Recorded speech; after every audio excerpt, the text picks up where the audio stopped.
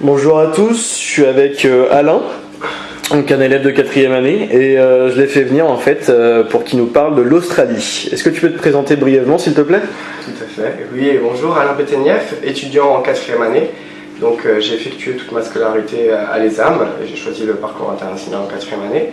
Et donc j'ai effectué un voyage en Australie, qui est le thème de cette interview. Parfait. Tu as été dans quelle ville? J'ai été à Melbourne, on avait le choix entre deux villes qui étaient Sydney et Melbourne, et donc j'ai choisi l'Australian Catholic University de Melbourne, qui est située en plein cœur de la ville, et qui est une très bonne école. Ok, très bien. Rapidement, donc, comment était la vie étudiante sur le campus? Comment était la ville, quoi, grosso modo, l'ambiance de la ville? Je pourrais parler en premier temps de la vie étudiante. C'est un BDA, il n'y a pas de BDE spécifique pour chaque activité, c'est un BDA qui regroupe toutes les activités culturelles et qui organise les soirées de l'université pour tous les différents pôles, donc que ce soit économique, juridique. D'accord. Et pour les infirmières. Et donc après ils organisent via le site internet, l'intranet et puis la communication à l'école de différents événements. Donc, pas mal de soirées comme en école de commerce ici en France. Et sinon, à part les soirées, quelles ont été grosso modo tes activités extrascolaires? J'ai joué beaucoup au squash avec mon camarade de l'ISTEC, avec un copain de l'ISTEC que j'ai rencontré là-bas, et comme on avait pas mal de temps, et on a trouvé un cours de squash qui était juste à côté du circuit de Melbourne, dans le Grand Parc. Et donc c'était un cadre idyllique, et après on faisait la piscine, et on a fait quelques belles rencontres là-bas. D'accord, ouais. Donc un peu de sport quand même. Un peu de sport, ouais, principalement. Après les soirées, donc je vais pas mentir, c'est vrai qu'on est beaucoup sortis, et puis c'était aussi du temps pour organiser tous nos voyages. C'est bien, c'est bon. Juste un petit mot donc, sur l'université, les matières que tu as choisies, tu avais combien de temps libre, etc. Donc moi, on devait choisir 4 matières.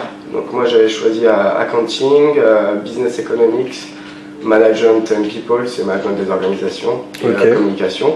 Et donc ça s'est allé, t'as la moitié des cours en lecture, donc c'est 12 heures de cours, donc on a 6 heures de lecture et 6 heures de tutoriaux. Et donc les lectures, ils te donnent le cours en PowerPoint et puis ils te présentent, faut venir quand même armé puisqu'il y a énormément de slides qui défilent pendant les 2 heures. Et puis après les tutoriaux, donc c'est des présentations, c'est du travail en groupe.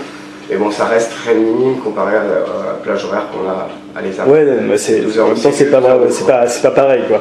Donc 12 heures de cours en tout. 12 heures de cours par semaine. Donc ça te laissait beaucoup de temps pour le temps libre. Et puis justement, un conseil aux étudiants de l'ESAM qui veulent partir en Australie, c'est comme aux États-Unis, il faut choisir dès que vous arrivez vos matières, puisqu'on peut choisir un tutoriel. Mais je crois que c'est partout pareil. Hein.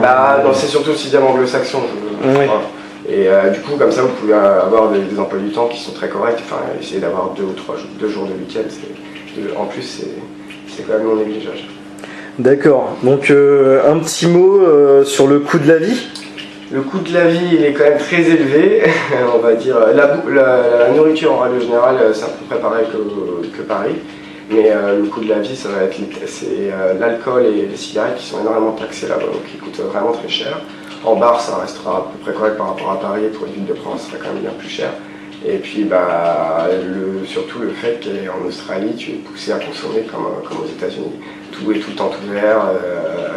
Et en plus, on est en séjour universitaire à l'étranger, donc si vous voulez prévoir un budget, prévoyez-le. Par exemple, un petit exemple sur le coût de la cigarette. Le coût de la cigarette, c'est 15 ou 16 dollars le paquet. Ouais, 16 dollars le paquet de cigarettes. Ce qui revient à 13 euros. Ouais, à 13 euros. 13 euros. 13 euros.